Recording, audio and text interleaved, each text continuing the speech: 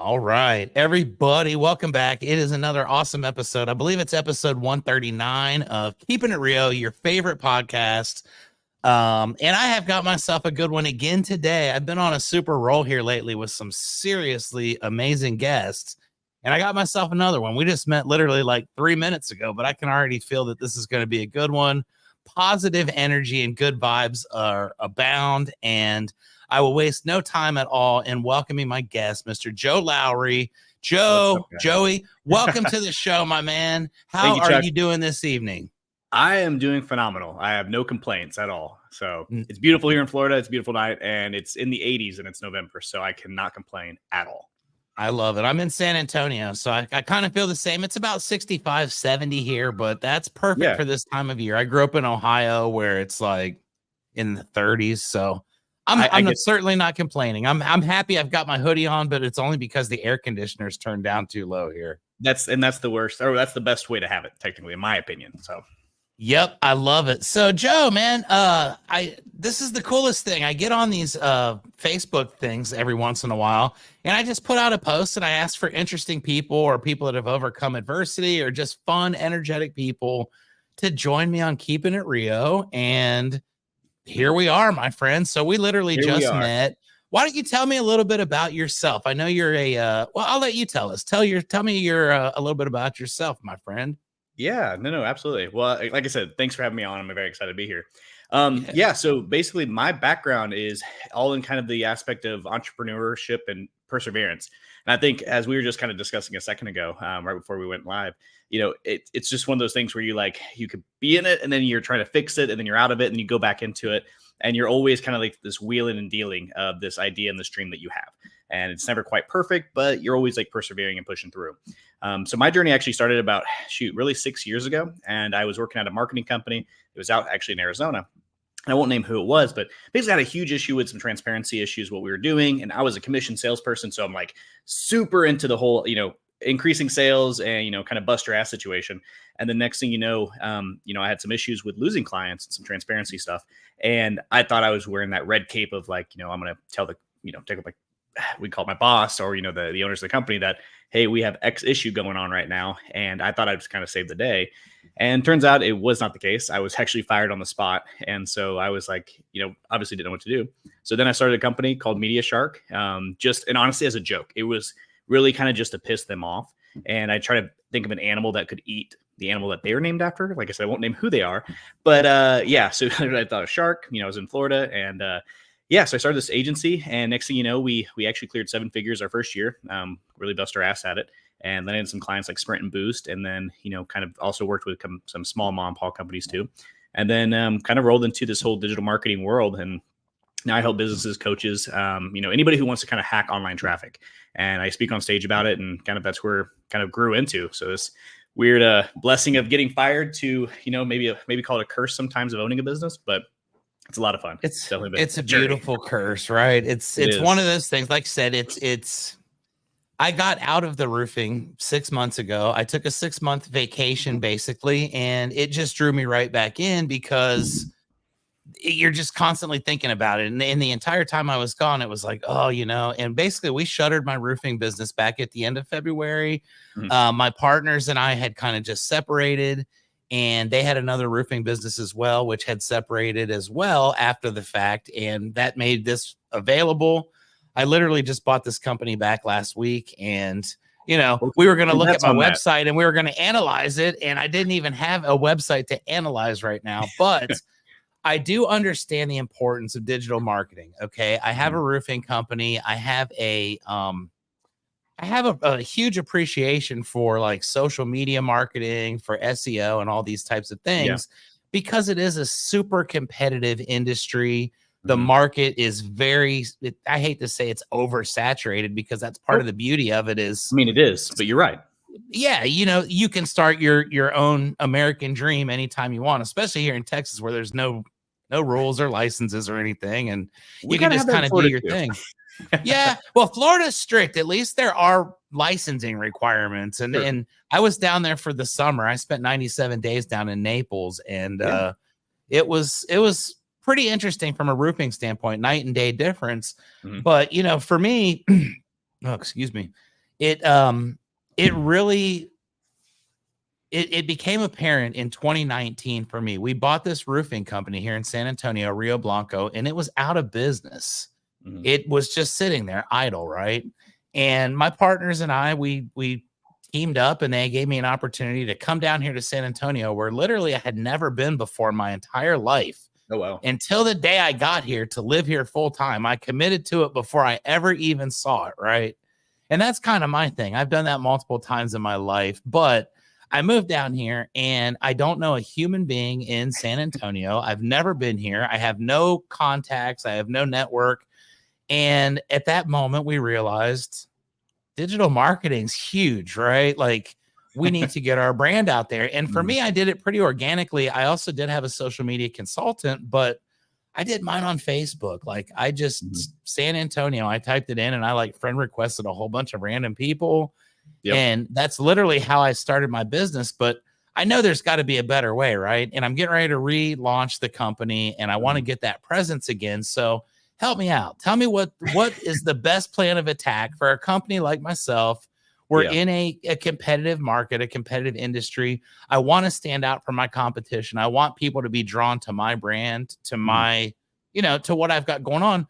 What are the steps that I should be taking, or what should I be looking at the, and we'll kind of walk through the entire thing, but at the infancy stage of it right now, what would be the best suited thing for my business to, maximize our potential? Yeah, no, absolutely. And, I think that's the hard part right there is kind of what you mentioned is, that's everybody's in the same boat. Weirdly enough, even the experts. I mean, I tell everybody it's sometimes dealing with Google is like dealing with a religion sometimes. It's just, you just don't know what you're doing sometimes. And I think half the time, you look at something in the situation of, hey, I'm starting this. This is what I've seen other people do. I need to follow that path because I know it works. Well, the problem is, just in the sense of small changes, just like Google could do, what worked 2 years ago, 3 years ago, even, 10 won't work anymore. And, or let's say wouldn't work at the scale or maybe the speed that it did in the past. So one of the big things that I always tell everybody is, you got to look at your website like a library. And I think this is kind of one of those things that if you're listening to this and you have a business or, you're involved in something in this aspect from a website standpoint is treat your website like a library. You need to have aisles and books, and you got to treat your aisles like, let's call it pages on your website. And you got to treat the books like blogs, and you need as many aisles and you need depth and tons of books, tons of topics. Your website really should be what you think of as the authority of, your topic, and that's what you really want. You want to get that topical authority. So I always tell everybody when the first thing that you're saying, hey, I want to scale and not fail, more or less. And the first thing I always say is, what's your website layout look like? And I'm not really a website designer, but I know enough about SEO and ads, and we deal a lot with it, that the first thing I can always tell you is if you're going to have issues with SEO or ads, it's going to start with your website. And a lot of people don't think about that. And so, for example, you'll see people that have, really pretty home pages and you're like, man, it's like, wow, that's exactly what I want for my business. Or you're like, that's exactly like what the customers must be looking at. But the truth is Google doesn't care. Google is a bot, and Google's going to crawl a website and look for, how much, information do you have? Do you cover certain questions? And so what I always tell everybody is, build a website that has sometimes 25 to 40 pages in it. And it doesn't need to, be all laid out so perfectly in your drop-down menus and things like that, but have depth. And that's the key, is covering, from your standpoint, roofing. You're going to cover all different types of roofing. You're going to cover insurance issues. You're going to cover different types of warranty issues. I mean, honestly, you just want to be the topical authority for roofs in your market. And then you want to write, basically, I would say it's a race to 500. So it's, if you can, in 90 days, you can use AI if you want to, but in 90 days, basically put out 500 articles of blogs. And it's not as hard as it sounds. It's roughly like maybe 7 to 8 blogs a day, which sounds rough, but when you're using AI, it's not too bad. And it's always something you can outsource to. But I mean, you can dominate a market like that. If you just, instead of going, hey, I'm going to pay to play, which means running ads, or I'm going to slowly do the SEO thing, hopefully I'm not getting screwed. And I can tell you the best thing you could do ever is invest in that website in the beginning, get the pages laid out, answer the questions that are around your topic, build pages around those questions, and then use those blogs to kind of be that reassurance, kind of the books in your library, more or less. And so I always tell everybody, when Google's looking at you, they're not looking at, Google doesn't know how great a pumpkin pie tastes. What Google's looking at is, how did you lay it out? What does it look like compared to the other competitors, which would be kind of like your businesses that you're competing against? And do you answer more questions, and do you add more, just more authority and more knowledge in the background of your topic? And then Google will say, hey, you know what? We like this website. We're going to keep moving them up. And that's going to be your big home run to start. I mean, that is building your pyramid on a very strong foundation. And the goal is that you don't always have to run ads. I mean, you're going to no matter what, especially in roofing. It's very competitive, and someone always has more money to spend. The key, though, is, did they start their website the same way that you're doing it? And, they'll notice it down the road when they see your pages ranking and theirs isn't. And so that'd kind of be that first step. But that would, be your home run right there. It's that establishing that website with a real topical authority. I like it because I do know what my website looks like, and I feel like we're on the right path. I think that I probably lost track of it a couple years ago and didn't contribute as much as I needed. I definitely didn't do 500 pieces of content, so I'm not gonna lie and say that I was like fully, involved.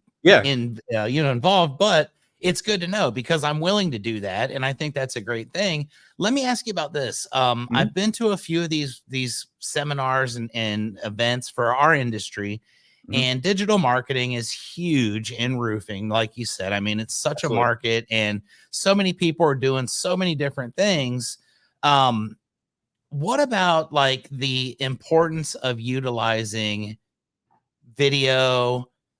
Is video something that is better to be used on a website? Is it something that would be better to be used in like a social media type environment? Like, let's use this podcast, for example. Yeah. When I do my podcast, I don't typically put it on my roofing website, but I don't, I could easily do that. I get a lot of people from the industry. Is that something that would be, a good boost? Is that something that they look at because YouTube and Google are all the same thing? Would that escalate it to a certain level faster, or what does that look like as far as video goes? Well, I think you kind of got to look at it like this. Is that going to be something that's going to influence your online audience? And that's the key is, if the YouTube channel and, the website, it's all branded your business, and you have people local in the market that are watching this. The problem with YouTube sometimes is that it can be, something that's engaged all over the world. And we could have this marketing podcast and you could have maybe another roofer listening to this because it could be talking about roofing and marketing, but it doesn't mean it's going to help your market. You know what I mean? From that standpoint. But the way I look at it too is visibility is never bad. And so it just adds one more touch. So I always say, like, if you look at Google, YouTube, and any of the outside markets like Facebook and whatever, TikTok, anything really, when it comes to video or even just branding, you want to treat your branding more or less like a billboard on the right highway. You want whoever's driving down this highway to see your brand wherever they go. And so I don't think there's any loss. If anything, I always say that, you never can do too much when it comes to utilizing content. So it just really is up to you. But I would say you wouldn't be losing out by doing it. I just can't say that obviously that, is it worth a ton of time investment? But when it comes to video, I think video is a huge home run right now because everybody's gun shy. And I think that's the key home run is that, everybody's over here thinking that, I got to be, Brad Pitt and I don't know, Taylor Swift with Travis Kelce in a sense, when they're like in their videos, and I just have to make sure it looks good. Honestly, half the videos that are freaking working are the ones that are shot from somebody's cell phone that literally is just somebody like me and you talking. And you trust that video because you're like, okay, this person's real like me. I've seen this with lawn care. I've seen this actually with solar. I've seen it all in this area where it's real people want to hear from real people. And I think that's really the home run in video. And plus the fact that a lot of people aren't doing it because they're overthinking it and they make it too complicated. And so that's really where the home run in video is. It's just the fact of just doing it. And then on top of that, just not giving a shit if the video comes out the way you want it to. Because no one's going to watch video number 1 through video number 100 and be like, wow, shit, Chuck is terrible in video 2, but man, he really gets it together in 71. You know what I mean? But in our minds, that's what we're thinking. It's insane to me because I preach this on a regular basis, especially to like my sales reps and people. But I know guys in my industry who have just blown up to like insane amounts of money on just doing that, just being the person that's willing to put yourself on camera, that's willing to, format a video that draws people in, that gives them something that they're going to look at, that's going to relate to them, and then gives them the opportunity to, opt in or, make your click here for an inspection or whatever the call to action is. When you're doing stuff like that, okay, yep. In roofing, and you hit solar up there too, so you definitely have a good understanding of what I'm talking about. These guys that do them, they all seem to be doing the exact same thing, and it's kind of like you said, they're thinking about it, and it's like it's not coming across as authentic in most cases, the ones I'm looking at. So, yeah, you know, do you think that that could be beneficial, or do you think that that could also be a detractor from someone if they look at it and say, well, you know, I mean, goodness gracious? Or is it just simply a matter, like you said, of people just saying, well, damn, that guy's obviously genuine because he's stuttering and you know, mumbling and doing all that yeah. stuff? Does that make sense? Yeah. Well, and let me just say this. I think your home run is playing the part in the character. You know, I had this idea for a while where I was, you know, what I realized is that, like, you know, and just to be transparent, you got this OnlyFans shit popping up. You got people pretending that their TV channel or their YouTube and their TikTok is their own TV, you know, and you got, I mean, you got so many of these content creators out there floating around, and you're over here like, how can we just generate one more lead? You know, I don't care about, you know, Sammy and John over here who are making, you know, $500,000 a month doing whatever with their feet. You want to figure out is, how do I just get one more lead? And so, you know, the thing is that I've noticed is that, like, you got to embrace this character, like create something funny that actually works, in the sense of, you know, we actually were thinking about with this one brand having mustaches. And every time we would do something, you know, like as if we were judging the situation before our company would come in, and this was kind of what we were representing, you know, we'd always have a mustache on, like a fake bullshit Amazon mustache that we bought. And, you know, whoever was in the video, you know, and they were shooting with their phones, we just kind of came up with their idea because I needed the content for the ads. And I just knew it'd be funny if, like, every time there was an issue, it would cut to their salesperson always wearing a fake mustache. And it was weird because people started recognizing their videos because it was just stupid and funny. But there was, again, that was that one more impression. And that's where you saw their PPC ads increase. You saw online engagement with their website. Time on site was longer. And I cannot attribute 100% that it was that, but we saw an uptick from when we started doing that versus when we weren't, with just producing kind of regular videos. So, like, when it comes down to those lead situations, I will say, weirdly enough, giveaways are your home run. I tell everybody, you know, as a business owner, you can write a lot of stuff off. And so utilize the hell out of that when it comes down to giving iPads away. I mean, shoot, you can get stuff all the time on Amazon and even Walmart that are just kind of their refurbished products. I mean, it still works great, comes with a warranty. You can give away a TV once a week for a month. And just the fact that you're going to get people, entering nonstop, build up that email list of people in that natural area. And then you have an email list that you can actually, you know, once a week, send out a cool email about what's going on. Where's your brand? What's the YouTube channel doing? And you're marketing to them all for free versus running ads where you're going to spend X amount and you're going to be competing against X amount, where this is, you just buy a TV. And who knows, you know, sometimes, you know, probably in the local area, there's probably somebody there that'll give you a hookup on a TV if you buy 4 of them, you know. So that's where you can get creative with the video aspect. But like I said, it's getting character. I think that's the key, is finding something that's funny, that puts the guard down, that people enjoy watching. And then they're like, you know what, that's who I want to talk to.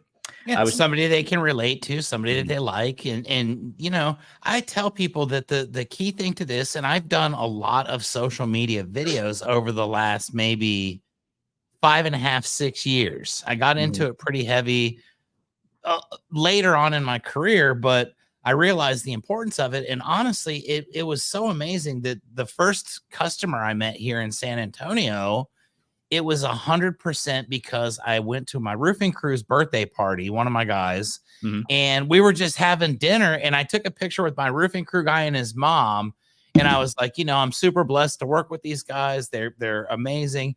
And this guy saw it and he just said, man, I want to work with you because you don't see people that, you know, interact with their crews like that outside of the workforce. And you become a person, you're human, and then they recognize you and they say, damn, you know, that guy's kind of cool. I like him. He's funny. He's always making these little reels that are kind of stupid, but they kind of make you laugh for a second. And, you know, for me, it's been great. Yep. I realized that I wasn't afraid of it, and I don't really care. I mean, I was like really super fat like 3 years ago, right? So I'm not going to say that I wasn't like not liking it in the beginning.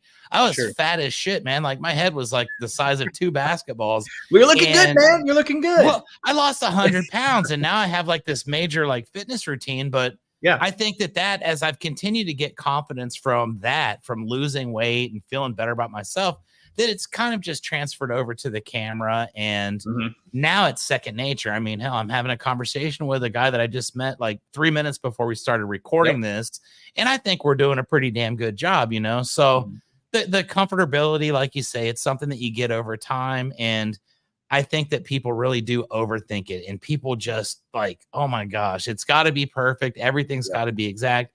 And like you said, I mean, my best work comes from my iPhone sitting in a gas station parking lot or standing on someone's roof. So I Yeah, think that's and that's one of those points is like there's a beautiful quote by Tony Robbins, and I believe he's the one who actually came up with it, I believe. But it was in your head, you're dead.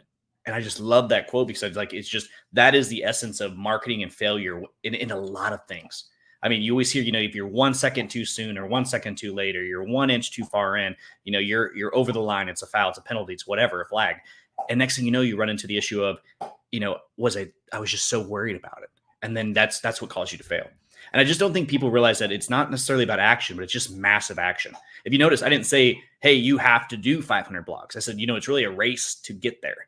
Now if you just get 300, that's great. But, and I'm not trying to take that 10X Grant Cardone, whatever baptism of just overworking yourself situation. I'm just saying you're just going to outcompete the people that are even doing it. So the point is the fact you're brand new and you're doing, let's say, I don't know, 200 blogs month 1, Google sees you.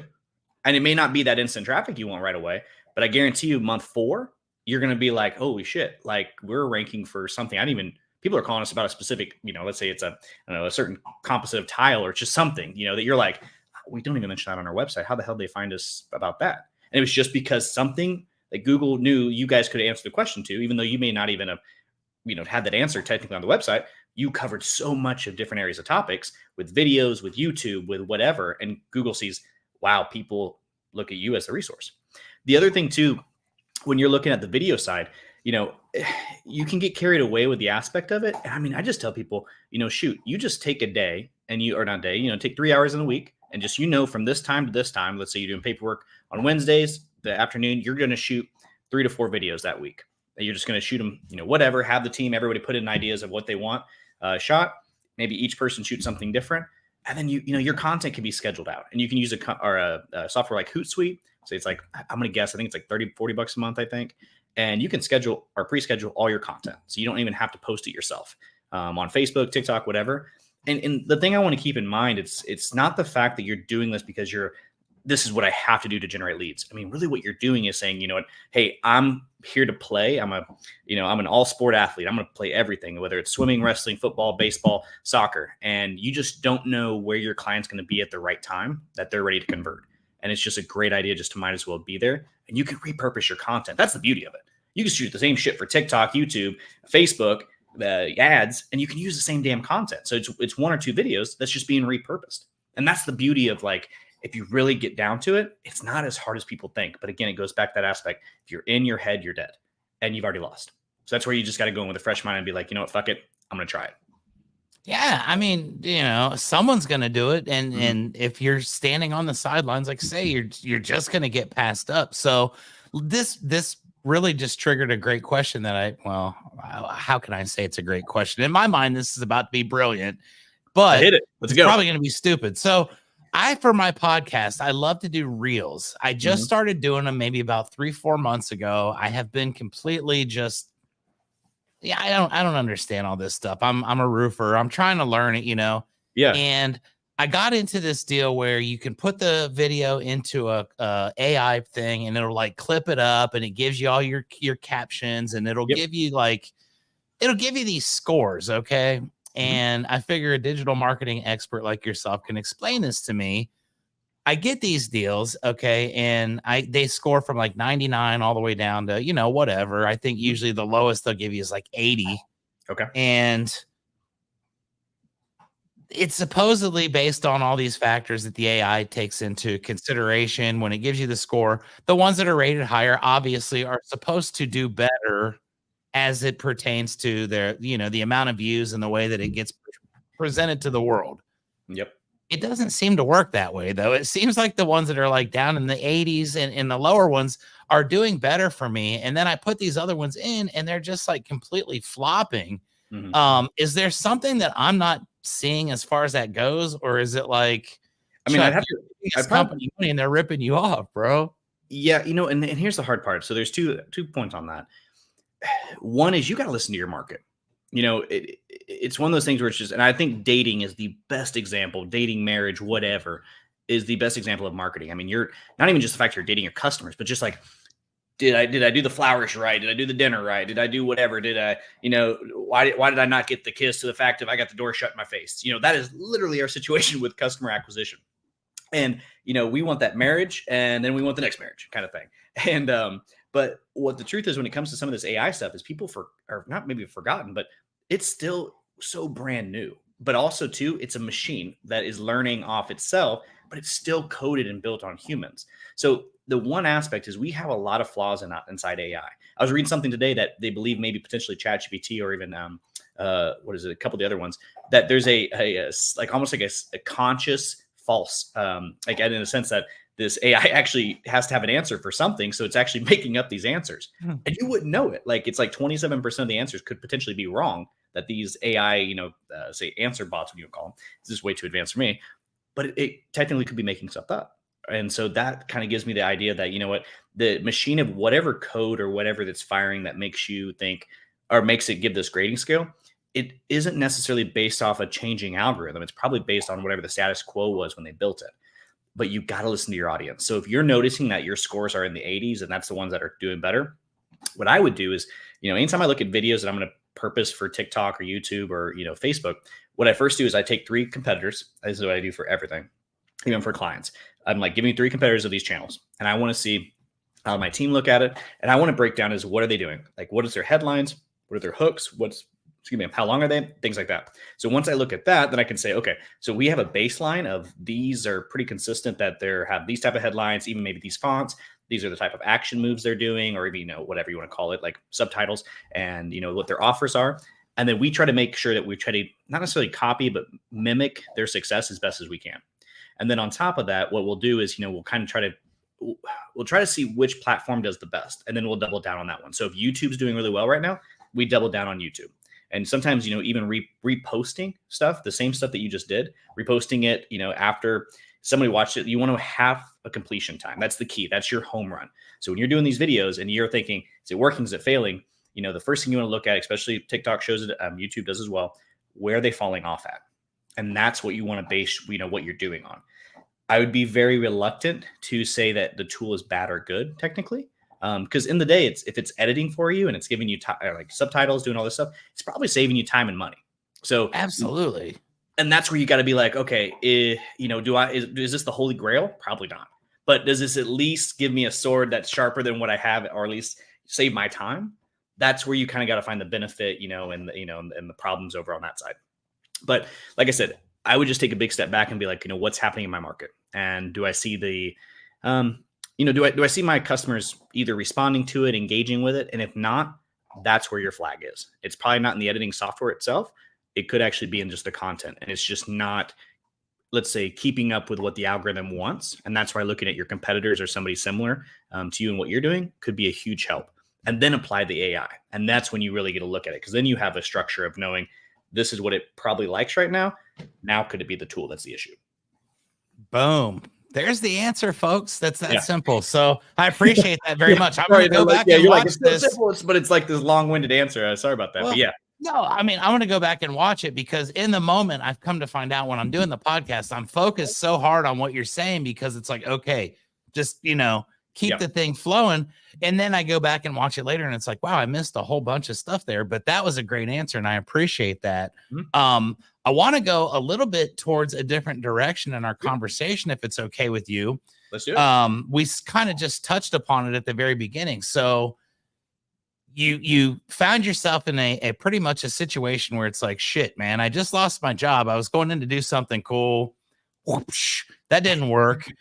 You start your new company. You've got a name that's going to piss off your former boss. So you've got a little bit of a chip on your shoulder, which is good, right? Like, if you're going out into the world, you've got to kind of be ready to, I'm taking on the world, bro. Let's do this. But the thing that really caught me as well is in your description, it says, okay, you've built this company with zero background. So tell me a little bit about it. Okay. You decide, I'm going to go do this. I'm going to start this company. How does this thing look when you decide you're going to do it? Obviously, it was just kind of like, I got to do it. So what's the process behind that? Well, I think this is the one thing that I've learned now. It's that as much as I want to say I'm a manly man or whatever you want to call it, I don't even know shit.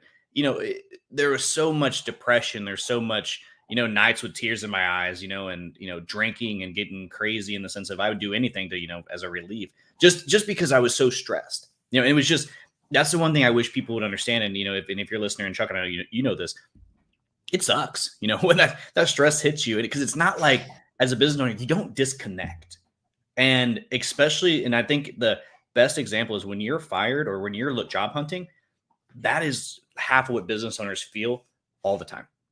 And you're in that boat of, am I going to make the nut? Or how do I figure this next out? Is the house being paid for? Car's good? Is food good? Can I actually go out and afford, to have dinner or even go do something? And so that was its own battle, let alone I had just moved I kind of did what you did. I just moved to Florida. I'd really never been here. I had a buddy that was like, hey, my mom's house is for rent. I was tired of living in Arizona. And I'm like, dude, there's no way your mom's house is for rent. Like that you just don't hear that. And I thought he was full of shit. And turns out it was available. And they're awesome. I love them with all my heart. And they got to be kind of like second family to me now. But I took a jump and I moved all the way out here. And so I wasn't even near the company that, so that already created some like little divide already. And, I was a highly commissioned salesperson there. I was probably clearing close, I'd say 180, 220K a year. And I wasn't married, didn't have kids, anything like that. So I didn't have any strings holding me down. So when I brought this to the table, showing the guys, I'm like, hey, like, here's our issues. Like I said, they're over here saying, don't say anything. But, everybody's way older than I am, probably, by at least maybe 10 years. And so in their mind, they're like, you're pissing up a tree. And you got to be careful. And they've got an agenda, it's like, hey, dude, let's not ruffle up the waters too much, or cause any kind of waves, and just let's get paid and do our thing. So respect for not doing that. Yeah. Yeah. And so, when I got fired for it, like on the spot, I was actually at a digital marketing summit in Charlotte, North Carolina. So I'd flown there. I was working the booth. It was day 2. That night, the first night we went out, like we normally do. You got 4 salespeople there. We're all working with digital marketing professionals. Yeah, probably about 1,300 people at this conference, and I've worked a ton of them before, so it wasn't anything new. But that night, went out, told some of the guys, I'm like, hey, I figured this out. This is what I think we're doing, and blah blah blah. And one of the guys just, this guy, told my boss, who wasn't a big fan of me, because me and him already had butted heads. But I brought in the sales, and I was good at what I did, and so. That's basically it. And the next thing you know, I'm fired the next day, and basically told, hey, leave the conference, can't come back in. And, and that was one of those moments where it was like, everybody's like, dude, you got your company, you're doing well. It's like, man, I wish I could tell you, I wish I could have recorded, you talk about video, man, I wish I could have recorded myself that day to really that first 365, days, every day, just 10 minutes, just to see the journey, because like I think that's the one aspect that I really respect about business owners, marketers, people that take jumps. I don't even care if it's one of those things where you're leaving a relationship, because I actually was talking to somebody the other day on a podcast, abusive relationship. The fact that you're taking a jump to progress and move your life forward, it's a beautiful thing, but damn, it's stressful. And I had no background, like I mentioned, and Chuck, you're saying, I literally did the whole YouTube university. And the one thing that I'm really good at is if you piss me off, or you tell me I can't do something, I will research the hell out of it. Yeah, right. I'm a dumbass. Like, I mean, my girlfriend, all this stuff gets mad at me when, I'm like, I'll argue about something stupid, but if I don't know, think I'm wrong and I care about it, I'm like, give me about 48 hours, and I will stay up all night researching everything like that. So, and that was the thing, was I knew I was good at sales. That's what I knew. And I had no background in business ownership. I didn't know what an LLC was. I didn't even know. I mean, I got hit with a cease and desist, from the old company. It was a nightmare. And then on top of that, I had the COO of the company, technically of the old one that let me go. He stepped away too and actually joined me at Media Shark. And his brother actually owned the company. So there was some drama, let alone. Nice. Yeah. So they're going to do it big, right? I mean, what the hell? Yeah. And, it was great in the beginning, but it was just working with somebody. And then me and him kind of had a falling out, and he's an amazing guy. It's just, it didn't work out in our situation. Him being in Arizona, I'm in Florida, and we're just trying to make this thing work. And also, when you're diving into something, and everybody knows this, it's like, you just don't know what you don't know until you get hit in the face with it. And then you're like, shit, I should have known about that. You can't push an employee so hard that next thing you know, they're crying, and you're like, I could handle that though, and there's just like so much learning with that. But, it was just one of those things where I went to YouTube University and I just grinded it out. I mean, I would sign up for free tools, anything that would allow me, to access to leads. I would put out YouTube videos. I mean, you can probably find my YouTube channel. It's probably under That Marketing Guy, and you'll see videos that are probably 4 years old. And if you look at programmatic advertising, and you'll notice in the background, I'm actually probably wearing a black shirt like this. You'll notice in the background, there's a brick wall, and the brick wall is tape, and the bricks don't line up. And I got so frustrated because, when you're doing something and you're building it, you're like, damn it, like, especially it's not working in your mind. You're like, oh, this should look way better. And it goes back to video. I just was like, you know what, screw it. I'm going to try it. And I ended up getting 70-some thousand likes on this video over time. And I actually outranked their video, but I watched every video on how to make YouTube videos rank. And I think that's the key to the story of why it actually is working or worked out was, just the fact of I believed I could do it. And I mean, I had family telling me I couldn't do it. And I think that was a big takeaway that now I'm the biggest encourager of anybody doing something. I'm like, give me a call, text me. I have a buddy right now, text me at 11 o'clock last night. Hey, I got a question on my website, and he's just a friend. And I'm like, yeah, dude, shoot me. Like, what do you got? And just because I wish I would have had someone believe in me back then. And especially when you're not getting it from the family that, they think you're an idiot or you're crazy because you're not, either right where you should be family wise and on that progression, or you're not making a steady income with health insurance and all this other stuff that's going to give you a 401k. And you're like, just hang on just a little bit longer. And, I promise it's going to work. And dude, I totally understand that. I mean, I think most people that find themselves on this entrepreneurial journey, that's what happens. It's like your family doesn't want you to succeed to that level because they're kind of staying where they're at and they're kind of comfortable, and it's disruption, to me, disruption is the biggest thing for marketing. Disruption, you've got to go against the grain. You've got to be the one that stands out, the purple cow.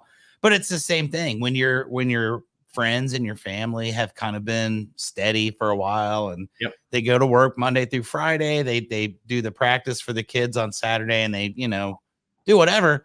It does appear that we're maybe mildly insane to them. And I can appreciate that. They look crazy to me. Like I couldn't imagine going and sitting at a desk 9 to 5 and doing that. But hey, it happens. Yeah. And I think that's the hard thing too, is because there's an aspect of psychology of herding, and that as soon as you separate from the herd, you're an outlier, and they don't accept you. They don't understand you. But sometimes it's not always the best. And that's where I'm always careful with people. I'm like, you really got to have this a clear picture before you decide. And not even clear, but either you're forced out and you burn the bridges, or, you just can't just tiptoe your water in these grounds. This needs to be a full-on dedicated situation, and you can't turn back. That's the hardest thing for people to understand. It's that, like, you just don't have a choice to fail, and failure in this situation is I'm sleeping in my car until things get better. There's not like I'm gonna go call or take a loan out or do X. This is I'm at my point. And we've used all the resources available. We've put our heart and soul into the deal. And damn, I slept in my shop for the first 6 weeks I was here in San Antonio because I didn't know if I was in a good neighborhood. It was like I literally slept in the back shop of my office. So I could respect that. And it's one of those things. And as you get going, okay, I love the fact that you've committed yourself 100%. You've gone to YouTube University, like you say, you've educated yourself, you've given yourself what you need to go out there and be successful. Now, the one thing that all businesses need are clients. We need revenue, right? Yep. How do you go about going somewhere? You just said you just moved to Florida. You don't know anybody. You're just getting into this new deal here. YouTube University, as awesome as it is, it's kind of hard to probably sell some, major corporations on your services. Like, I watch YouTube videos. So how does that journey look? How do you start acquiring clients? What does your client base look like from, the early days? I know that, sometimes you get the smaller mom and pop deals, and then you evolve. How does that journey look for you as you get going into your journey? Yeah. So I think the first thing is structure. That's the first thing I recommend from anybody starting off in the new area. That's what I learned, was that I had to have a structure. So every day there was a structure of I'm sending out X emails, because the truth is with clients and acquisition, it's a formula. So if you can just reverse engineer that formula, you're set. So if you know you need, let's just call it, you need 5 sales a week, but then you know that you need, with your closing percentage, that you need to have 12 booked appointments because your closing percentage. And then on top of that, you need to have X that are going to fall out, that won't even show. Then X that, you're going to roll into that are going to come from calls, X from emails, and maybe just, in-person outreach. So really that's your first thing, is create some structure. The other thing too, is I believe in that Pareto's law of 80-20. Obviously a big chunk of the money is going to make up a certain section, and then a lot of your issues are going to make up a portion of that section as well. But also what I did was I structured to make sure that whatever my whales were, I only spent 20% of my time. And in the beginning, because I wasn't established, 80% of what I was doing was to businesses that, like, I'd have to have 5 or 6 of them to feel like, man, we had a great month. But if I landed one of these whales, I could have a great quarter. And that was really where that whole structure came in, was, getting involved in areas where, for us, for marketing, we have agencies that need help. Other agencies don't do maybe heavy in SEO or ads.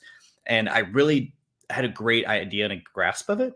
But like, I reached out and I found partners really quick. I went to, organizational marketing meetups. And the nice thing too was, being with my guard down, always being, hey, I will help you with whatever you guys got going on. I just need a bone here and there too.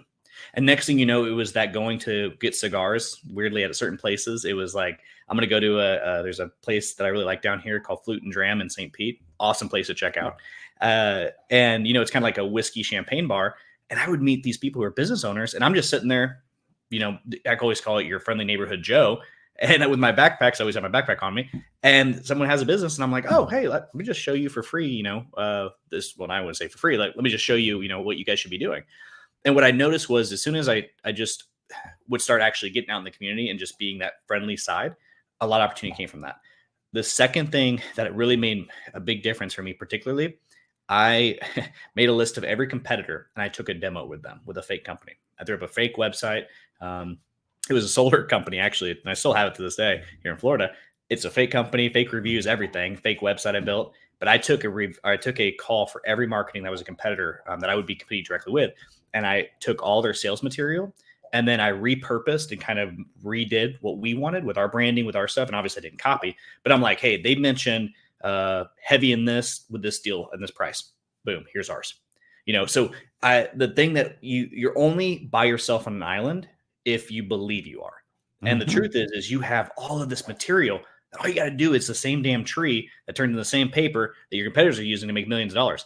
Cut down your own fucking tree, and look at exactly what these competitors are doing, and, kind of move forward in a way that's not copying, but let's call it, in an elegant way, utilizing what they've already prepared.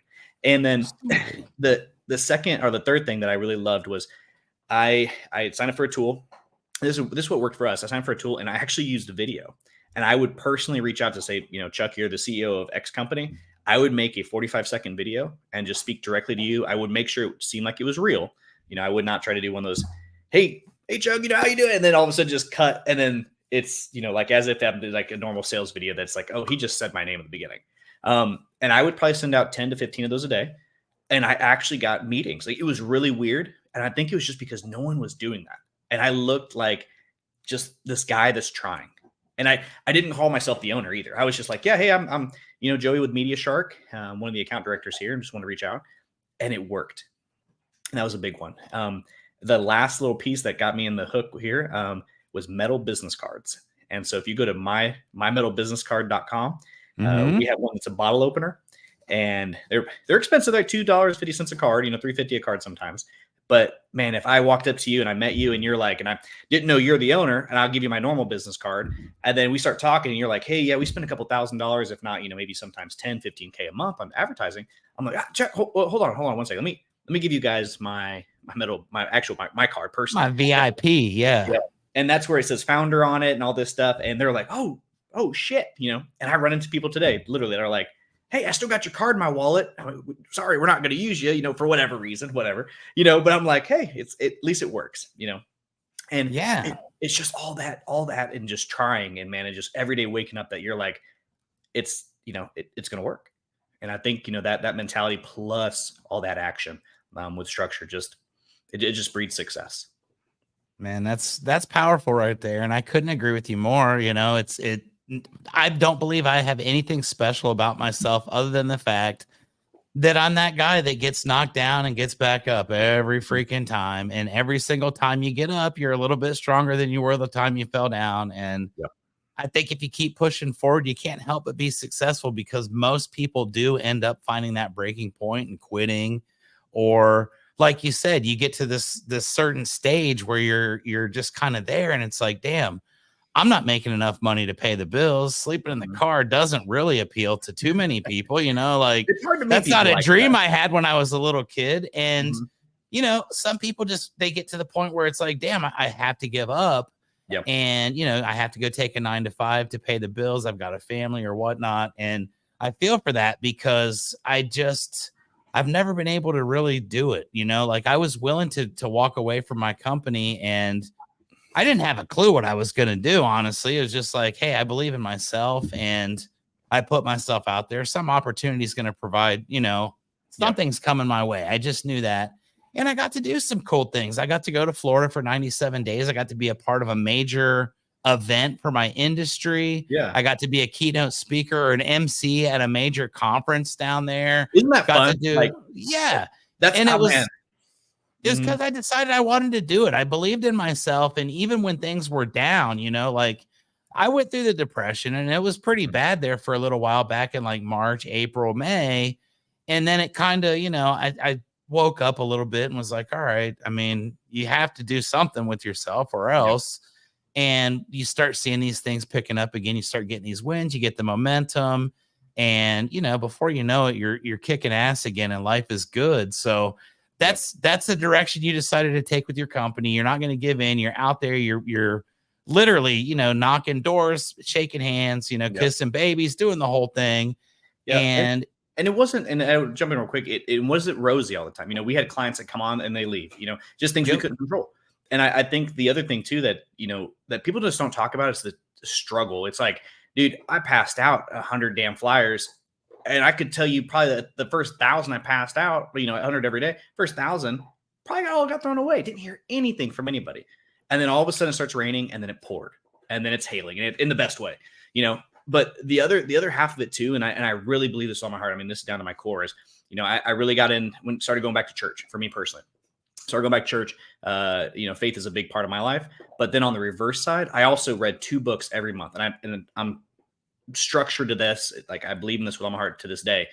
I read some type of book around wellness. I hate the word of like this self-help kind of situation, but something about, building yourself up, or, just perseverance, things like that. One of I just read was Living with Seal, which is an awesome book. Oh yeah. David Goggins. And then I read something that's business related, something that might be a tax situation, or maybe, business ownership, or even down to like increasing sales. But I read 2 books a month. And I stick to that. I just go to Amazon, go to used. By the time, the used one comes in, it usually takes 10, 15 days anyway. And they're always discounted like $3 to $4, some of these new books even. And it's a little hack to get, cheaper books. But man, it just opens your eyes. And obviously you don't retain everything, but just like out of nowhere, I'll think of something like, oh shit, that's a good idea. I should apply this to my business because of, somebody has done this before. And it's just opening your mind. So you're just never stagnant. You just got to be moving forward. Because if not, you're really just are degressing at a pace that you just don't recognize it. And we're never sitting still. And I think that's the biggest illusion in business and life. And it's like we're progressing or degressing. And, you just got to make sure you're busting your ass in some way, shape, or form to make sure you're progressing in life and in business. Yep. There it is. I mean, we're saving the world here today on Keeping It Rio, ladies and gentlemen. We got the answers for all of life's problems. And I think we do have the answers. So I love your attitude. I love the way that you're going about this. And the sky's the limit. So the next question I have for you, Joey, is how big do you want to get, man? What is your game plan for your business? What are you looking to achieve personally, professionally? What, what's the next chapter of your life look like as it pertains to all this stuff? Yeah. It's really funny. Just reading a book by Napoleon Hill right now. And the book was talking about manifestation a little bit, and I don't like to get into that too much just because I don't know where I stand on it 100%. I don't believe in that whole, I believe it's going to achieve it situation. But, there's something there that I was like, the other day I was like, what is it that I want? And I think Media Shark is just, I enjoy it for the moment. I'm currently building a happy hour app right now. I'm hoping to launch here in Florida as a first starter, and then kind of maybe take it larger. And I think the fun thing is I just love inventing stuff. So what I've noticed is that, the future for me probably looks more on the lines of just either being able to use my funds that I'm working in and building to, dive into other stuff. But I mean, I love serving. And when it comes down to speaking on stage, even though I still get super nervous sometimes, and I've had Denver, I will swear, Denver was the worst talk I've ever given in my entire life. I forgot about the altitude, and I'm literally kicking my ass. And, but you just fall in love with just serving other people. So I think the path down the road is going to be more on the lines of, trying to get more into the lines of being able to help small businesses, whether on a YouTube scale, or it's going to be more on the coaching side, or just being more of an available resource, whether it's, something where I could just help somebody directly. I don't know how to look business wise, but, Media Shark, I don't see going away necessarily. And we're not in a position where we could be acquired. We're not big enough. And I've kind of found this little niche area where we enjoy the amount of clients that we have. It does well. And then on top of that, it's definitely leveraged me to be able to be on podcasts like yours. So it's kind of up in the air, but I definitely can see it going more toward the lines of, being able to have more of a voice out there rather than just, kind of saying, I help businesses with our business and we charge for it. But going more on that lines of just, forward help without having to charge. Yep. That's tremendous, man. What a great vision. And we're coming up. I told you I was going to keep this to an hour. It might go just a tad bit over because I got a couple more things, which is cool because as you start going into it, it's like, all right, I do see a few things here that I'd like to discuss, but I'm looking at your Facebook page as well. I've got these big screens behind me here. And the first thing I see is this dude is down underwater and he's got this giant looking whale thing. Uh-oh. Oh, yep. I'm here. I don't see it. Okay. My bad. And so I'm looking at this thing and I'm like, all right, Joe says scuba diving is a huge passion. So tell me a little bit about the scuba diving. What's up with the camera? You want me to? Yeah. Let's see. Let me see. There. Oh, there we go. There we go. Yeah. Don't know. Yeah, it's one of them things. So tell me a little bit about scuba diving. It's something I've never done. I'm looking at this and it's like, that's pretty badass. So yeah, what sparked your passion and tell me a little bit about it? Yeah. So, actually let's go a little bit deeper, but, so it really started, my dad served 10 years in prison for a crime he didn't commit. I know that went really deep, really fast. That was my next question. So, okay, you're going to cover it. That's good. There. Yeah. And so, and this happened before I was born. And so, my dad worked for Ford. My grandpa got him on, and, he, like I said, did 10 years for, he was charged for rape. He had actually hit a parked car, and he was serving in the military, going to get smokes or something late at night and hit a parked car. Next day, police call him in. And you look up Eddie Lowery, Lowery, Innocence Project, you can read his entire story and just keep things short because it's its own amazing story in itself. But basically, like I said, 10 years in prison, got out, just based off, his behavior, gets out. And then this was 91, 2000 comes along. DNA testing becomes available to the public. 2003, he starts a fight with the state of Kansas because we grew up in Missouri, and he was stationed in Kansas and did his time out there as well. And then 2010, he ended up settling with the state of Kansas. Barry Scheck and Johnny Cochran were his lawyers. Cochran obviously passed away, I think 2007. And so he's got an amazing story. But growing up, it wasn't like my parents had money, and it wasn't one of those things where it was just let's call it, just everything was just happy by any means. And no one's life ever is. And so I want to make sure I'm not trying to paint that picture of it's everybody. Some people are lucky. It was a typical, I understand where you're coming from for sure. And so he worked at Ford, and Ford let off, 2 weeks in the summer every year. And so my parents had timeshares in Florida, the only way we could go down. And we do a week in Orlando, and then we do a week on the beach. And me and my dad, I played football in high school, and it was one thing that me and him could do scuba diving wise, or he just signed up for classes one day and he's like, you're going with me. And I'm like, okay. So I've been certified since I've been 12, and it was just kind of a bonding thing. And so it was like every vacation was like the thing we looked forward to. And being from Missouri, if you know anything about the Ohio, the Midwest, it sucks lake diving, or just the water sucks anyway in the lake. Tubing's great, but the diving's not there. So, it became a passion of mine, but just because it was something that, living in Missouri, it was just every year, man, hey, we're going diving, like me and my dad, and stuff like that. And so it was actually one of the reasons I wanted to move to Florida originally was I was on that marketing tour with the company in Arizona, and we've been to Orlando, Miami, and I'm like, man, I've always wanted to live in Florida. Like that was my dream as a kid, because like that's where you vacation. That's got to be like the mecca of the awesome opportunities to just get out and go do stuff. It is pretty cool being able to drive to Disney World and Universal, but I just fell in love with it, and so it's been one of those things. Now it was just my sister dives, my dad dives, and it's just, I always tell everybody it's like this, snorkeling is like looking at the moon from a telescope, and scuba diving is like walking on the moon. It's just a different world down there. And it definitely has its moments. I've done some cave dives or cenote dives in Mexico, done some deep water and some drift diving and some night dives. And I will say, like, just when you're down there, it's so hard to explain like what you see and what you hear. And anybody who's a diver is probably like sitting there nodding their head like, yeah, it is cool. It's definitely worth trying, Chuck. You got to give it a shot one of these days. Oh, I'm 100% in. There's no doubt about that. That's on my bucket list. I do a lot of cool things.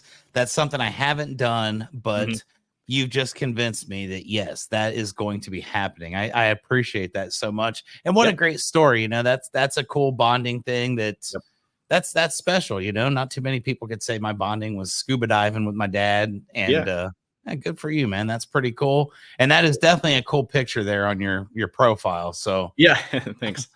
We're about to wrap it up here. We're at 56 minutes. I always like to end with this. Number one, I want to thank you so much for taking the time to be here today on Keepin It Rio. Yep. I've enjoyed this conversation. I could probably take it another 45 minutes if I felt like it, but I definitely respect the fact that it's 11 o'clock on Saturday and you've taken the time to be here with me. Absolutely, man. With your business, and I always love to do this with anybody that comes on, anyone that's watching this podcast, and I do get a lot of unique guests. I don't have just roofing people. I've had, you name it. I've had morticians and professional wrestlers and hot sauce chefs and all kinds of things, 11 best-selling authors. So my audience is kind of diverse. If anybody would like to, number one, follow your story, kind of tag along, see how your journey's going with your business, with life in general. If they'd like to potentially, work with you directly, what are some of the best ways that people can find and get a hold of you and throw their money at you because you're the best at what you're going to do to help them grow their companies? Sure. Well, I appreciate that. And like I said, thank you so much for having me on. And yeah. Those who are watching, actually Chuck hit me up about, I actually got the time mixed up or how the calendar worked. And he just randomly texted me saying, hey, here's the link to the video. And I'm like, shit. It's right now. And I was freaking out because I'm like, oh, are you sure what time? So, dude, I appreciate, the time and, obviously having me on. Hopefully it was a benefit to your audience as well. But if you want to follow me directly on Instagram, that's kind of my main thing. It's just that _marketing_guy. And you tons of videos on there about just different stuff. And then if anything right now, gomediashark.com is kind of our anchor for our website right now. We're redoing it, but by the time that it's up, but this episode's up, we'll have everything all fixed up. But yeah, no, I appreciate it. And, hopefully it was helpful to everybody. And honestly, if you are listening and you just have questions about doing something, just feel free to shoot me a message like on Instagram, or even just shoot me an email at joey@gomediashark.com. Just say, hey, I was listening to the podcast. Chuck said we could reach out, whatever. And shoot me a message. And if there's a question, if I can just shoot you straight, I'll tell you how it is. You don't have to pay us for anything or anything like that. If you want to work with us, great, fantastic. If not a big deal. But I definitely rather point you in the right direction. Because if anything you take away from this podcast, if I didn't really talk about this too much, this marketing industry is like the Wolf of Wall Street. And you don't know if the agency that you're dealing with is like a penny stock or a blue chip stock. And, you're being sold something around every corner. And you just got to make sure that you're spending your money the right way and getting the leads and the sales you need to grow your business. Because if not, you're, who knows, maybe your business will be in a movie about like the Wolf of Wall Street situation if you're not careful. But it's definitely crazy. Yep, that's not favorable. So let's just go ahead and get a hold of our man, Joey. Let's get this thing rolling. Ladies and gentlemen, thank you for watching. I always love my audience and I love the feedback. If there's anything that this brought you, make a note of it in the YouTube notes or the Facebook. Thank you guys for watching again. Until next time, I'm not even going to do my cheesy tagline that I've done for like the last 130 episodes. I'm just going to say until next time, we'll see you guys later.